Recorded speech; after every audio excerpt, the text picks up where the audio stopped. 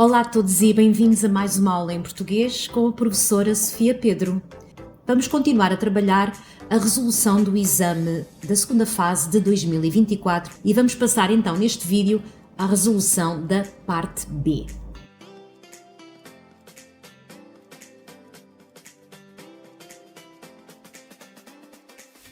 Encontramos-nos ainda dentro da educação literária e, enquanto que na parte A tínhamos um texto narrativo, portanto um excerto de A Cidade e as Serras de Eça de Queiroz, um escritor realista, na parte B vamos verificar então que o que temos aqui é um poema de Ricardo Reis, um dos heterónimos de Fernando Pessoa, um dos poetas que se dá no 12º ano. E ao verificar então que o texto da parte B é um poema, os alunos poderão ficar um bocadinho mais enervados, menos confiantes, uma vez que é poesia. A poesia acaba por ser sempre um bocadinho mais difícil, tendo em consideração que um texto narrativo tem sempre aquela tendência muito mais objetiva, não tão subjetiva como nós encontramos nos poemas. No entanto, tal e qual como eu já tinha dito quando fiz a resolução da parte A, que todos os textos têm os seus prós e contras. No caso da poesia, um dos prós, ou seja, um dos aspectos a favor, é o facto de não ser tão extensa como é um texto narrativo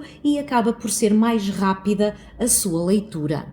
E tal como já fizemos na parte A também, vamos começar com a leitura do texto, acompanhando sempre essa leitura com os nossos sublinhados. Portanto, vamos lendo e vamos sublinhando, olhando também para as notas. Lá está outra vez a instrução antes da leitura que diz leia o poema e as notas, e nós vamos sempre aproveitar as notas para ajudar com a leitura do poema. Particularmente nos poemas, as notas vão ter aqui um papel fundamental, porque muitas das vezes acabamos por perceber muito melhor o poema através da informação que as notas nos trazem e que é uma informação extra.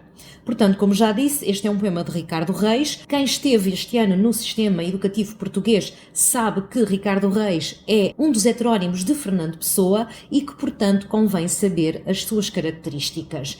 No entanto, mesmo que não se saiba as suas características, isso não implica que não se consiga responder às questões baseando-nos no poema que temos à nossa frente. Portanto, acima de tudo, e mesmo que vocês saibam toda a teoria no que diz respeito a Ricardo Reis, as suas filosofias de vida, etc., não interessa nada daquilo que nós decoramos se não tivermos como base o documento à nossa frente. Portanto, este poema é essencial para que nós possamos responder então às questões. Vou passar então à leitura do poema da parte B. As rosas amo dos jardins de Adonis. Vou sublinhando e vou colocando já aqui algumas considerações acerca das palavras que se encontram nas notas. Portanto, Adonis é um jovem da mitologia grega, símbolo de beleza masculina. Eu vou retirar apenas aquilo que me interessa e que basicamente é a ideia de beleza masculina. E agora vou voltar outra vez a ler. As rosas amo dos jardins de Adonis. Essas volúcres amo, Lídia, rosas. E cá está a palavra volúcres, e vimos cá em baixo e vemos que é efêmeras. Apesar de termos aqui a nota para volúcres, portanto a definição daquela palavra, há de haver quem não saiba o que é efêmeras. Portanto, se calhar esta nota não iria ajudar algumas pessoas para que vocês saibam o que é efêmeras, e era importante que vocês decorassem esta palavra, uma palavra que está muito ligada a Fernando Pessoa. Efêmeras quer dizer breves, ou seja, efemeridade é a brevidade. Portanto, e temos que ter em consideração também que isto é Ricardo Reis. Ricardo Reis tem uma escrita muito clássica e uma das coisas que nós ensinamos aos nossos alunos acerca de Ricardo Reis é precisamente uma das características do seu estilo, que tem a ver muito com a construção frásica do grego e do latim, que é uma construção em que há uma troca da ordem natural dos termos na frase e que é uma figura de estilo que é o hipérbato. Esta é uma figura de sintase que perturba muito a compreensão do texto e é por isso que Ricardo Reis, dos três heterónimos, às vezes é o mais difícil de entender por parte dos alunos, uma vez que às vezes a poesia dele parece um puzzle que temos que andar a organizar aqui as ideias da frase porque estão todas trocadas. Portanto, se vocês repararem, ao lermos este poema, há aqui uma ordem que não está a ser a ordem natural que nós, em português, costumamos dar às palavras. E é por isso que temos que ler e reler e voltar a ler. Não vamos conseguir entender tudo à primeira, mas podemos fazer umas duas leituras. Eu vou voltar a ler. As rosas amo dos jardins de Adonis. Essas volúqueres amo, Lídia, rosas, que em o dia em que nascem, em esse dia morrem. A luz para elas é eterna, porque nascem, nascido já o sol, e acabam antes que Apolo deixe o seu curso visível. Depois temos aqui a palavra de Apolo, e Apolo, a nível da mitologia clássica, é um deus, mas mesmo que nós não soubéssemos que deus era, tínhamos aqui em baixo o deus grego do sol, portanto eu vou colocar só aqui deus do sol, porque a palavra sol aqui é que interessa, porque depois temos aqui as nossas metáforas que temos que subentender e temos que interpretar. Assim, façamos nossa vida um dia, inscientes, Lídia. Cá temos outra vez aqui esta palavra, ignorantes, inconscientes, indiferentes, voluntariamente, que à noite, antes e após o pouco que duramos. Como podem ver, um poema muito pequenino, lemo-lo muito mais rapidamente que o excerto de Essa de Queiroz, da parte A, e no entanto, tenho a certeza absoluta que os alunos perceberam quase imediatamente o texto da parte A e que vão ter que estar a ler aqui um bocadinho e a perceber um bocadinho melhor o texto da parte B. Portanto, o tempo que nós poupamos na leitura, vamos perdê-lo depois, então, na tentativa da compreensão do texto. Mas vamos fingir que não percebemos, mas vamos tentar na mesma responder às questões, porque o que vos vai acontecer no Exame Nacional é muito provavelmente não sabermos que texto é que vai aparecer lá e às vezes pode surgir-nos um texto até na parte A que nós gostemos, que nós compreendamos e depois um texto na parte B que seja o contrário. Mas não nos vamos deixar enervar e perdermos a nossa compostura e o nosso raciocínio só por causa disso. Vamos primeiro olhar para as questões e verificar se através das questões nós vamos conseguir então perceber o texto um bocadinho melhor e responder às instruções daquilo que nos é dado nas questões. Portanto, já temos aqui algumas dos nossos sublinhados, portanto não foi muito. Eu vou voltar a ler e vou acrescentar mais qualquer coisa. As rosas amo dos jardins de Adonis, essas volúqueres amo, Lídia Rosas. E encontramos aqui o nome de alguém, o nome de uma senhora, e neste caso a Lídia. Aparece aqui, portanto logo ali em cima, e vai aparecer também ali no verso 10, outra vez, e vão de reparar também que aparece entre vírgulas, o que quer dizer que temos aqui a nível de função sintática, um vocativo. A nível de figuras de estilo, uma apóstrofe. E quer uma, quer a outra vai ter também um papel. Portanto, isto tem sempre funções. Esta ideia de, que é outra característica de Ricardo Reis, que é esta ideia de estou a ensinar uma lição de vida. É uma ideia pedagógica. É quando alguém, como um professor, a falar para um aluno. Portanto, neste caso temos então aqui um vocativo, uma apóstrofe, através deste interlocutor. Portanto, o nosso locutor é o sujeito poético. O nosso interlocutor é a Lídia. Eu vou só aconselhar, não é que seja obrigatório, mas eu vou só aconselhar a quem estiver a falar, da pessoa que está a falar, portanto, no poema, para não dizerem Ricardo Reis. Por exemplo, eu não me importo que as pessoas digam Ricardo Reis, mas há alguns professores corretores que não aceitam muito o facto do aluno dizer Ricardo Reis diz. Uma vez que, se vocês repararem, no poema não há em lado nenhum nada a dizer quem está a falar é Ricardo Reis. Portanto, vocês sabem que quem fala num poema é o sujeito poético. Eu vou colocar aqui alguns sinónimos para vocês poderem usar a expressão sujeito poético, porque é a pessoa que está a falar, sujeito de enunciação, o enunciador, o sujeito lírico, o eu lírico, o eu de enunciação. Pronto, vocês podem usar, em vez de dizerem Ricardo Reis, dizem o sujeito poético. Não digam poeta, não digam Ricardo Reis, digam sujeito poético, o sujeito de enunciação, o enunciador, o sujeito lírico, o eu lírico. Há quem diga só o eu, porque vai haver professores corretores que não vão gostar muito de vocês dizerem que é Ricardo Reis, uma vez que não há aqui nada em lado nenhum que diga que quem está a falar é Ricardo Reis. Vocês podem dizer que Ricardo Reis foi o poeta que escreveu isto, mas nós também sabemos que nem sempre o autor dos poemas equivale ao sujeito poético que fala nesses poemas, e temos como exemplo, agora estou-me a lembrar das Cantigas de Amigo, em que os escritores que escreveram as Cantigas de Amigo são masculinos, são homens, por exemplo, o rei Dom Dinis, mas depois o sujeito poético das Cantigas de Amigo é uma jovem donzela. Portanto, vocês não podem dizer que é de Dom Dinis que está a falar ai flores do verde pino, porque não é ele que está a falar, é a jovem donzela. Quem escreveu é uma pessoa, quem fala é outra. Portanto, aqui, se vocês puderem evitar tentem dizer o sujeito poético. Portanto, e voltando agora aqui a olharmos para o poema, temos então aqui o nosso interlocutor, que é a Lídia. O locutor está a falar para a Lídia e está a falar sobre as rosas. Portanto, como podem ver, fala das rosas, continua a falar das rosas e depois, no final, vocês têm um assim.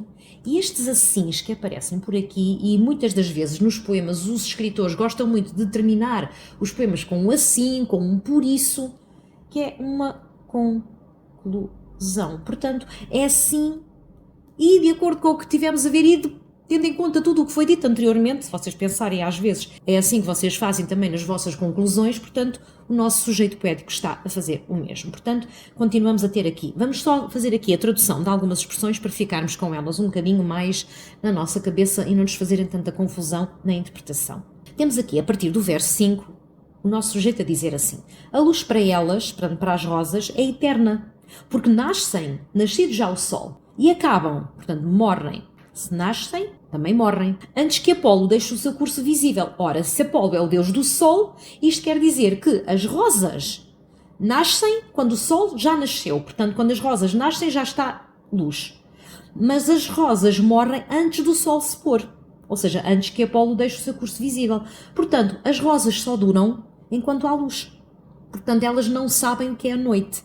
É isso que ele está a dizer. As rosas vivem apenas durante o dia. O que quer dizer que elas duram muito pouco, e é por isso que ele disse que são efêmeras, porque são breves. Ok, e agora já percebemos um bocadinho daquilo que ele está aqui então a dizer, e vamos então aqui às nossas questões. E lá voltamos nós com as 3 perguntas da parte B, 2 delas obrigatórias e uma opcional. E temos então aqui a 4 e a 5 como obrigatórias, cá estão elas com o asterisco, e a 6ª então como opcional.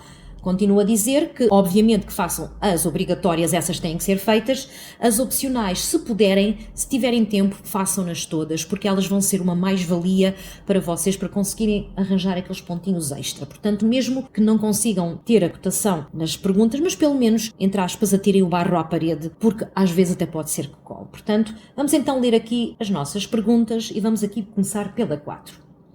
E já sabem o que é que eu vou fazer, o que eu faço sempre, eu vou começar por sublinhar aquilo que eu considero que são as palavras-chave. Aquelas palavras que vos fizerem confusão, tentem ultrapassá-las, tentem ignorá-las, tentem não olhar para elas e vejam se conseguem responder à pergunta sem elas. Muitas das vezes, mesmo que vocês não tenham a pergunta totalmente correta, alguma coisa há de lá estar. Portanto, não se comecem logo a enervar só porque há aqui alguma coisa que vocês não entendam. Acima de tudo, o que as perguntas querem é que vocês expliquem tudo, tintim, por palavras vossas. Não façam só paráfrase. Não digam, o poeta diz isso. Nós sabemos o que o poeta diz, ou o que o sujeito diz, porque temos o poema. Nós queremos que vocês nos digam, então, e o que é que isso significa? Que ideia é essa? Então, vamos lá. Explicite a importância da referência aos elementos da natureza para o desenvolvimento do pensamento do sujeito poético. E muito provavelmente vocês iam começar, o desenvolvimento do pensamento do sujeito poético. Vamos tentar ignorar isto por uns momentos. Vamos pôr assim, e vamos, se calhar, dizer, explica-te a importância da referência aos elementos da natureza para o sujeito. Vamos pôr assim e vamos ver se conseguiríamos fazer a resposta só com isto. Ora, importância, elementos da natureza para o sujeito. Ao dizer-nos que é explícita a importância, eles não nos estão a perguntar se são importantes, eles estão-nos a dizer que são importantes. O que eles querem é que nós lhes digamos porquê. E não sei se já repararam que eles não indicaram aqui quais são os elementos da natureza. Portanto, isto vai ficar para vocês, os alunos que estão a responder, é que vão ter que dizer então quais são esses elementos e por que razão é que esses elementos são importantes então para o sujeito, e neste caso para o desenvolvimento do pensamento do sujeito poético. Portanto, íamos ao poema e têm que ser elementos da natureza. E alguns, eu já cá coloquei, não sei se vocês já repararam, que aparece logo imediatamente as rosas. E já cá temos um. Vamos tentar descobrir outro, e se vocês repararem, o poema é tão pequenino que é impossível vocês se perderem e dizerem assim, não sei, isto tem muita coisa, não consigo descobrir e é muito para ler. Não. É muito pequenino e a única coisa que vocês encontram aqui para além das rosas e que diz respeito à natureza é o sol. E temos aqui os nossos 2 elementos. E nós, que já sabemos e porque já fizemos outros exames, sabemos o que é que se encontra muito provavelmente nos critérios de correção, vamos entender que o que vai estar aqui vai ser muito provavelmente o truque dos dois tópicos. Portanto, e se temos aqui dois elementos, um tópico para um tópico para o outro. E muito provavelmente o que vai acontecer é que nos critérios de correção eles sigam também esta ordem. Não quer dizer que seja sempre assim, mas na maior parte das vezes é. E se nós conseguimos fazer pela mesma ordem, ainda melhor. Portanto, temos as rosas por um lado, temos o sol pelo outro. E agora, obviamente, o que é que as rosas significarão e o que é que o sol significará. Porque, obviamente, que vocês não me vão dizer apenas que ele ama as rosas ou que está aqui o sol só porque está. Portanto, vocês têm que explicar, então, o que é que estas rosas querem dizer e o que é que este sol quer dizer. E quando vocês veem a palavra volucres e a dizer que elas são breves, que são efêmeras, e outra coisa, os jardins de Adonis, beleza, vocês começam logo na vossa cabeça a pensar, esperem lá, rosas, beleza, brevidade. Ou se quiserem uma palavra muito mais bonita, efemeridade. Brevidade e efemeridade do quê? Só das rosas? Ou as rosas não simbolizarão a vida dos homens? Se calhar da vida. E podemos dizer assim, bom, já temos ali qualquer coisa. Então e o sol? O que é que representará? Então se calhar o sol representará a vida. Provavelmente o sol é igual a um dia, que é igual, portanto, um dia para as rosas será a vida para o homem. Obviamente que vai ter um início, portanto, nascem e morrem. Portanto, têm limites. E já temos aqui a nossa ideia. E agora, a partir daqui, já podemos construir a nossa resposta. E eu tenho aqui agora a minha folha de resposta, portanto, coloquei aqui a pergunta só para ser um bocadinho mais fácil de podermos visualizar a pergunta para podermos fazer então a nossa resposta. E agora já sabem que vamos tentar não começar com a importância da referência aos elementos de natureza para o desenvolvimento do pensamento do sujeito poético, porque muito provavelmente depois vai complicar a vossa construção frásica. Vamos começar da maneira mais simples. Lembram-se no outro vídeo eu ter falado o narrador, aqui é o sujeito poético. Portanto, se calhar podíamos começar por aí. Então podíamos começar e lembrar-nos que vamos falar primeiro das rosas e depois do sol. E eu vou construir agora a minha resposta da maneira mais fácil, da maneira mais simples. Portanto, eu podia começar a minha resposta de várias maneiras.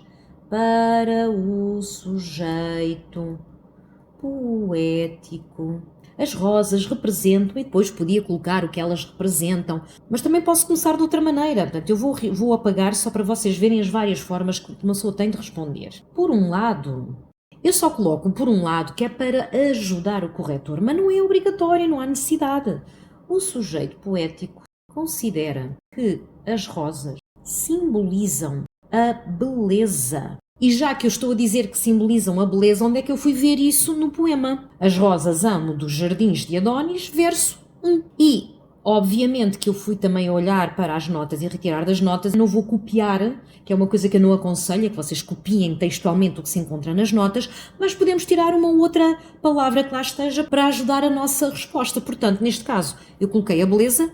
Não vou precisar de colocar ali a beleza masculina, mas utilizei também a palavra simboliza porque fui buscar aquela palavra que estava lá nas notas. Portanto, aproveitem as notas, transformem as notas, tornem-nas vossas. Portanto, neste caso, por um lado, o sujeito poético considera que as rosas simbolizam a beleza. E agora vou chamar a atenção para a parte do volucres. E aproveitando também a palavra que está nas notas. Mas vocês podem usar a palavra breve em vez da palavra efêmeras. Vírgula, sendo efêmeras. Vírgula, breves. Vou colocar entre parênteses essas. Volucres amo. Fecha aspas, fecha parênteses. E agora vou continuar sendo efêmeras. Breves, o que pode estar ligado à vida humana e ao conceito de beleza que não dura para sempre.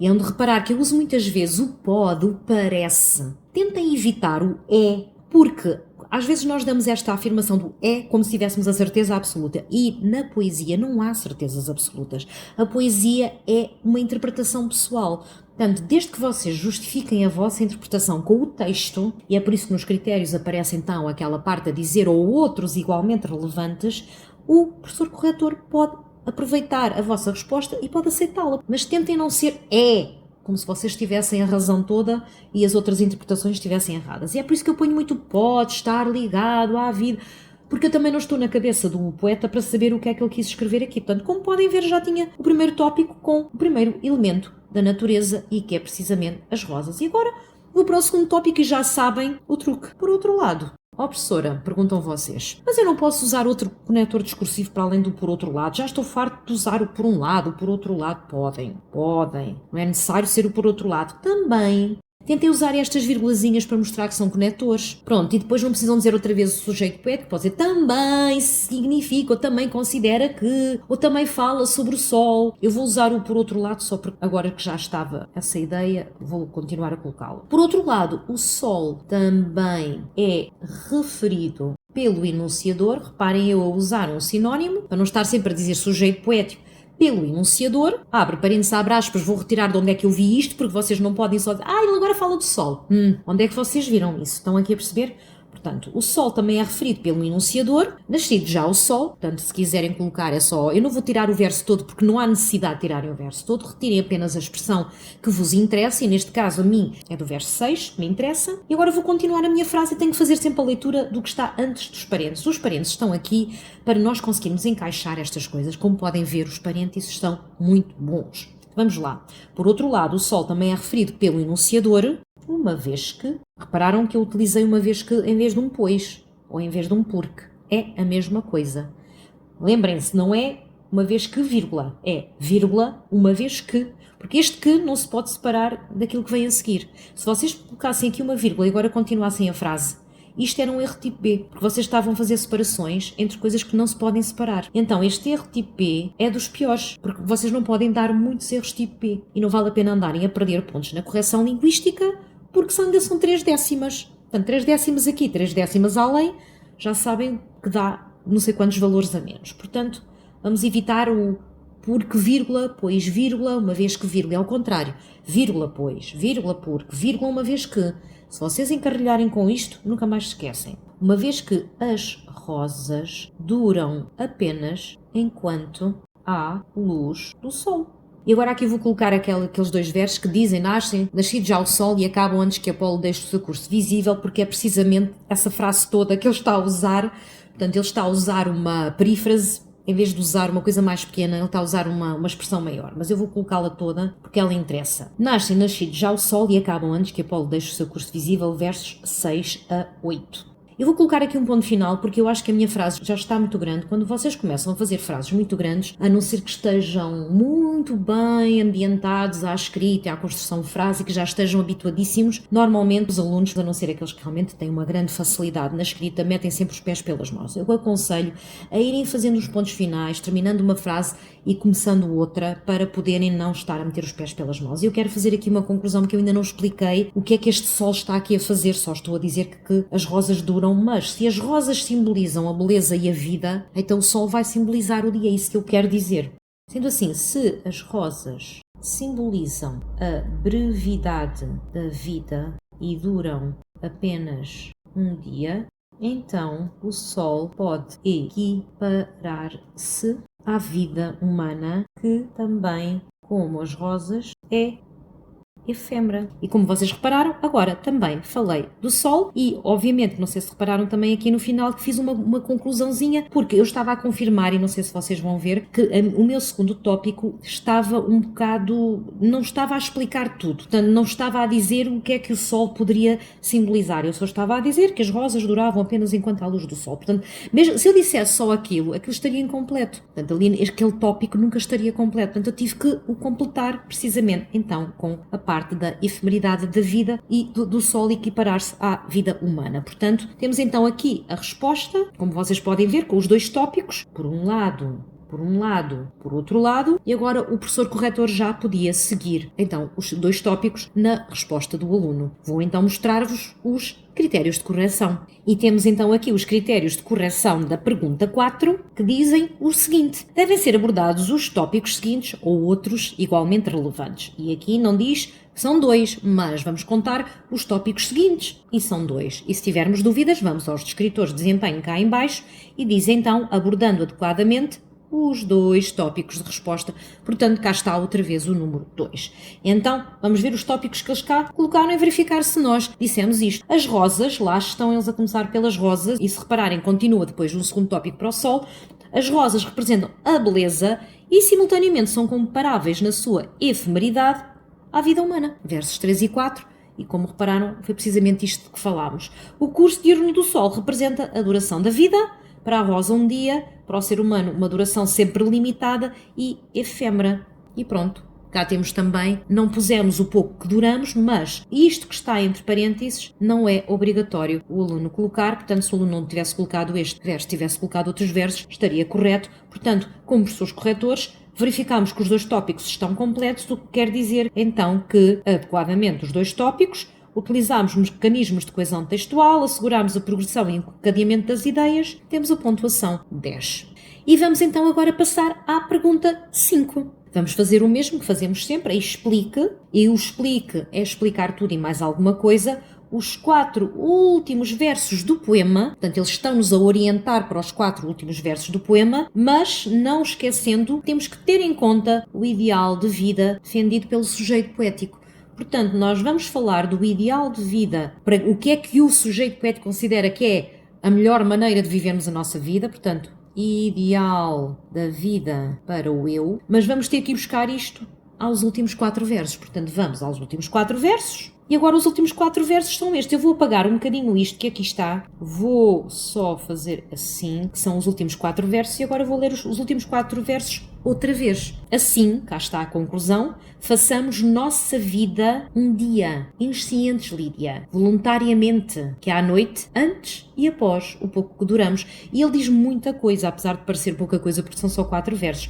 Primeiro, a ideia do inscientes, que já tivemos ali a ajuda das notas, a dizer, primeiro que tudo, vamos ser ignorantes, vamos ser inconscientes, não vamos pensar nas coisas, vamos ser indiferentes. Portanto, o pouco que duramos, brevidade da vida, é igual a não preocuparmos-nos. Não nos vamos preocupar, vamos viver a vida enquanto a temos. Viver a vida enquanto estivermos vivos. E isto, para quem se lembra, é a noção do carpe diem, epicurista. Portanto, é o epicurismo. Portanto, a indiferença, o carpe diem, o aproveitar o momento, o não nos preocuparmos, o não nos importarmos com a morte. A nossa vida é um dia, voluntariamente, sem estarmos a preocupar-nos. Voluntariamente, aceitando, sem revolta. A revolta não vale a pena, é o que diz o sujeito poético. Está-nos a revoltar para quê? A nossa vida vai acontecer exatamente como as rosas. Portanto, à noite antes e após o pouco que duramos. Nós vamos todos morrer. Este é o nosso destino, é a morte. Temos que a aceitar. E isto é outra característica de Ricardo Reis e da poesia de Ricardo Reis e da filosofia de vida de Ricardo Reis. Uma epicurista que é vamos viver o momento, não nos vamos preocupar, a vida é breve. Portanto, o tempo passa e não volta atrás, e depois o estoicismo, a ideia da aceitação da morte, a ideia da indiferença. Vamos ser indiferentes. Portanto, temos aqui já muita coisa para dizer. Obviamente que, apesar de não dizerem na pergunta que vamos dizer 2 coisas, muito provavelmente vamos dizer 2 coisas, porque muito provavelmente é isso que eles querem. Portanto, vamos lá então à nossa folha de respostas. Ora, e aqui temos então a pergunta, e agora pelo menos já sabemos como é que vamos fazer, já sabemos que temos que fazer os 2 tópicos em princípio, portanto, se quiserem podemos começar sempre por um lado, por outro lado. Eu vou só fazer aqui umas alterações para não ser sempre igual e vocês verem outras formas de escrever, mas já sabem por onde é que eu vou começar, não sabem? Isso não quer dizer que vocês comecem assim, comecem por aquilo que vos seja mais familiar, que vos seja mais fácil e que vos ajude a fazer as respostas de maneira mais rápida, mas também de maneira mais correta. Esta é a maneira que me dá jeito a mim, é por aqui que eu começo. Obviamente que à medida que estamos mais habituados a escrever, isto depois vai ser quase uma brincadeira. Vamos lá. O sujeito poético, por um lado, é onde reparar que eu estou outra vez a utilizar, por um lado, aconselha Lídia, uma vez que obviamente é para ela que ele está a falar, portanto ele está a aconselhá-la a ela, e nos 4 versos é isso que está, portanto está lá o nome dela, aconselha Lídia a aproveitarem o momento, pois a vida é breve e o destino de todo o ser vivo, rosas e seres humanos, é a morte. Abre parênteses, abre aspas. Assim façamos nossa vida um dia. Inscientes, Lídia, versos 9 e 10. Portanto, eu não coloquei tudo aqui porque também não podia estar a colocar os 4 versos, porque depois era um bocado estranho. Eu vou tentar quebrar esses versos em bocadinhos. O sujeito poético, por um lado, aconselha Lídia a aproveitarem o momento, pois a vida é breve e o destino de todo o ser vivo é a morte. Sendo assim, o melhor é o carpe diem, de forma indiferente, vírgula, inconsciente, vírgula, sem preocupações e sem sofrimento. Ponto final. E temos aqui um primeiro tópico em que estamos a falar então deste carpe diem, deste viver o momento. Portanto, este é o nosso primeiro tópico. O segundo tópico pode passar então porque esta é a parte epicurista, pode passar pela aceitação. Portanto, temos que aceitar, não nos podemos revoltar. Vai ser esse o nosso segundo tópico. Para além disso, o enunciador, ou se vocês quiserem, vamos arranjar um dos outros sinónimos, o eu lírico, reforça também a aceitação do destino e a inevitabilidade da morte.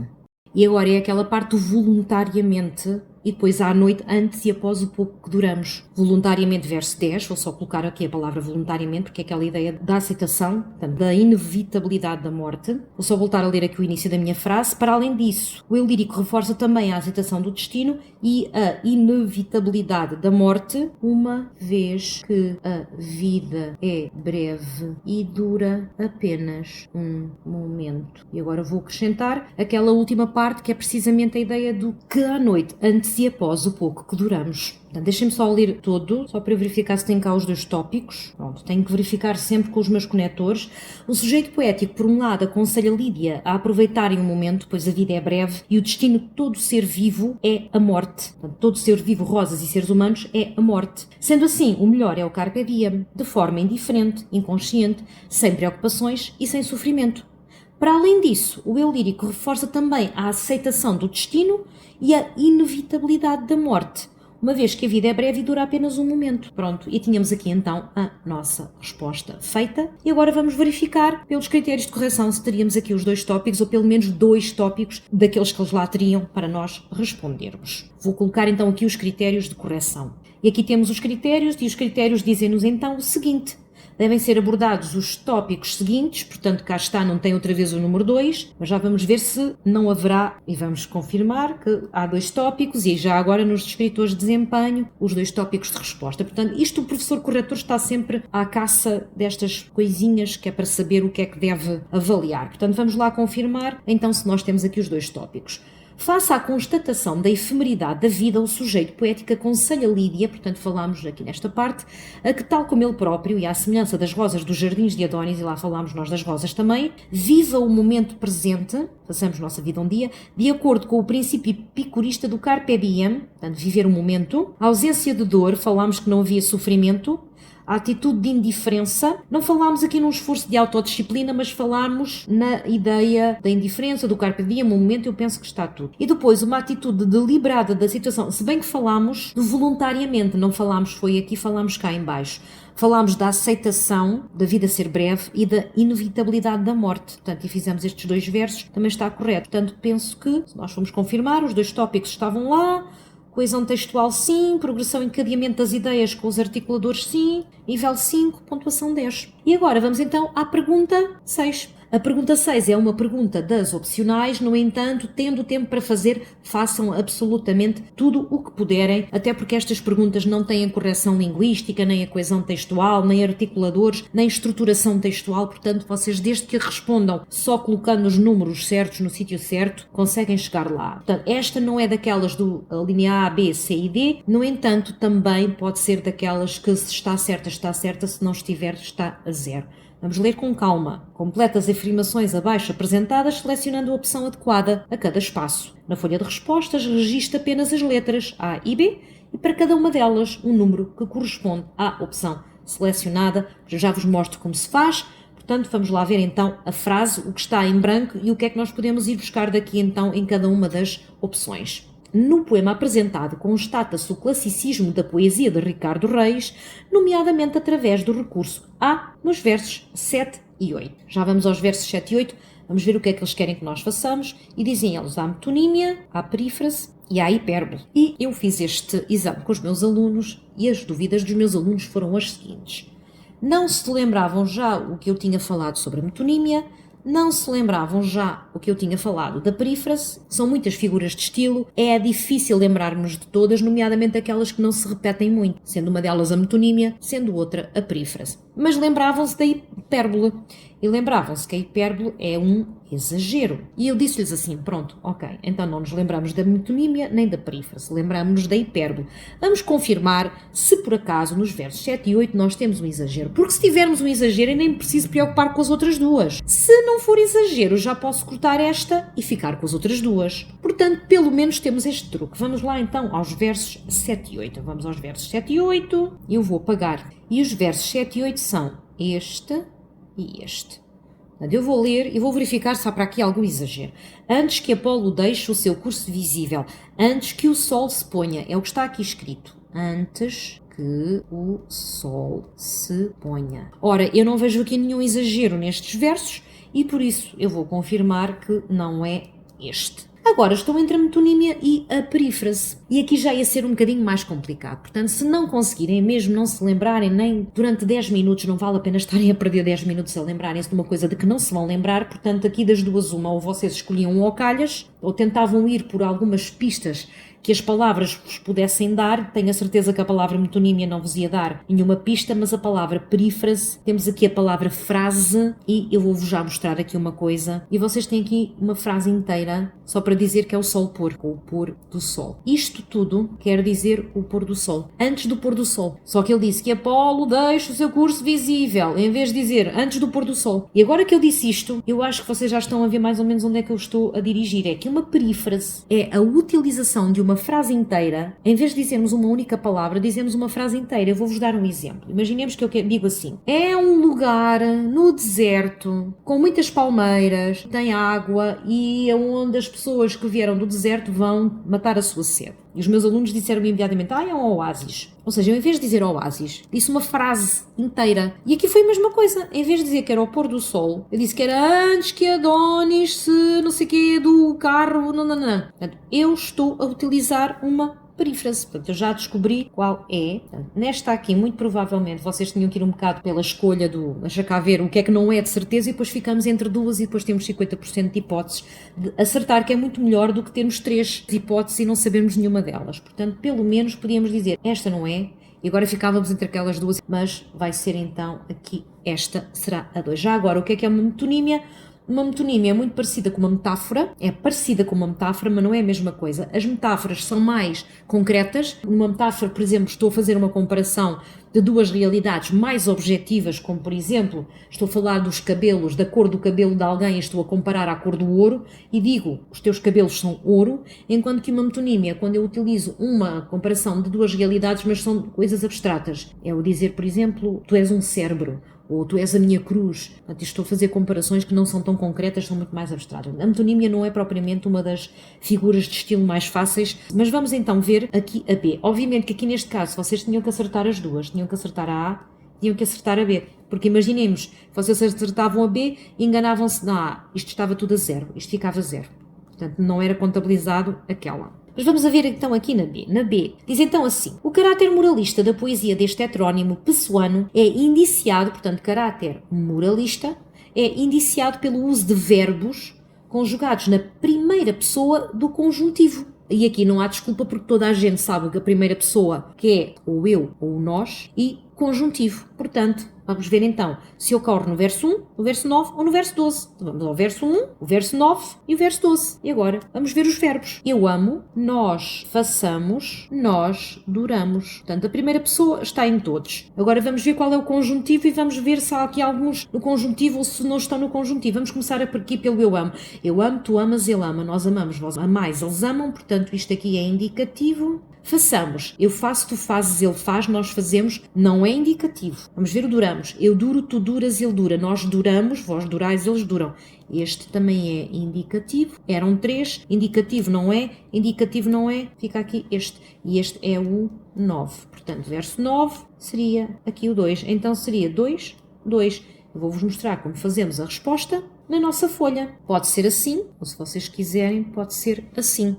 Portanto, então vocês faziam isto ou faziam isto. E vamos ver os critérios de correção. Ora, a nossa era a versão 1 e cá estão, A2, B2, portanto, 13 pontos. Como podem ver, não há descritores de desempenho. Se estivesse certo, 13 pontos. Se não estivesse dentro do que está aqui escrito, 0 pontos. E tínhamos então aqui as nossas respostas à parte B da segunda fase do exame de 2024.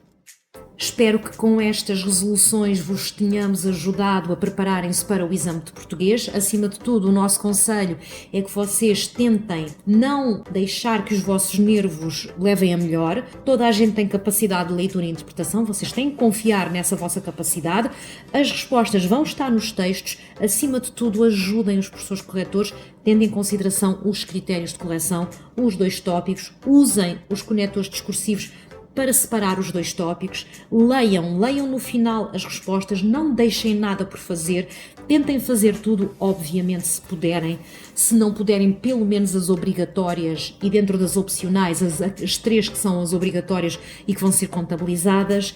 E não se preocupem, vai correr tudo bem e tentem sempre descansar um bocadinho antes do dia do exame para poderem estar com todas as forças para o próprio dia. Portanto, levem uma caneta que escreva, se puderem levem 2 canetas pretas ou azuis escuras, usem-nas para fazerem os vossos apontamentos, os vossos sublinhados no enunciado. Esse enunciado vai ser para vocês. Se quiserem usar a folha de rascunho, não estejam a perder tempo a escrever tudo na folha de rascunho e depois a passarem a limpo, porque vocês não vão ter tempo para fazer isso e depois vão se enervar e vão se atrapalhar. Se precisarem de riscar, risquem, de maneira a que seja bem visível o que vocês riscaram. E bom trabalho, bons estudos, e esperamos que vos tenhamos ajudado com estas resoluções de partes dos exames.